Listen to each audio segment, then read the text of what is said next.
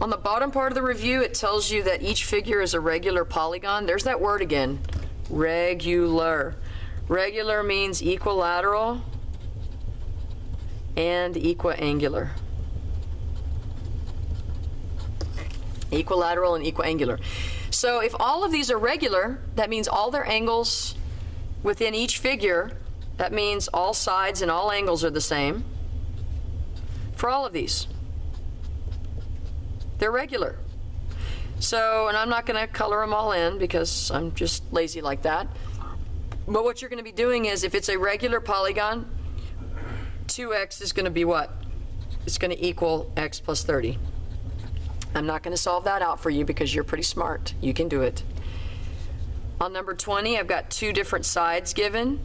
Well, it's a regular polygon, so I know 13x plus 27 has to equal 3x plus 32. Well, let's look at 21. 21 is a regular octagon, and the sides are the same, so x squared minus 12 equals 2x squared minus 61. Some of you were getting confused on this in class because you saw the quadratic element to this, the squared. It's okay. It's pretty easy to solve. Let's get all the numbers together. I'm going to take that 61 and I'm going to add it to both sides. So x squared equals 2x squared. Whoops. 61 and 12, so you got 49. This is going to be 49 plus x squared equals 2x squared. I'm going to subtract the x squared back over. So I'm going to end up with 49 equals 1x squared. Well, y'all can solve this. How do I solve it?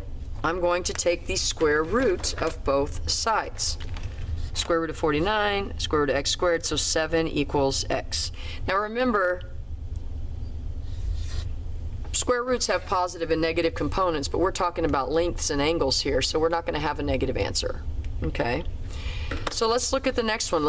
I'll do one more. Let's look at 22.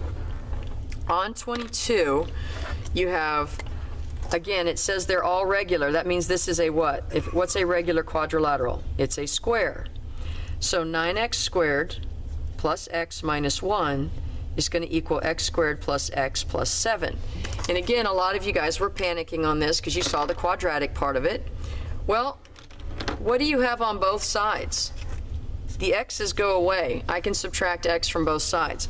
So I'm left with 9x squared minus 1 equals x squared plus 7.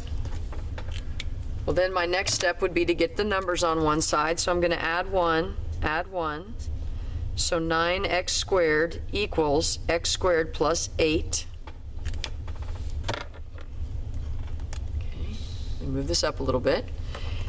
Then I'm going to move the x squared over. I'm going to subtract x squared, so I have 8x squared equals 8.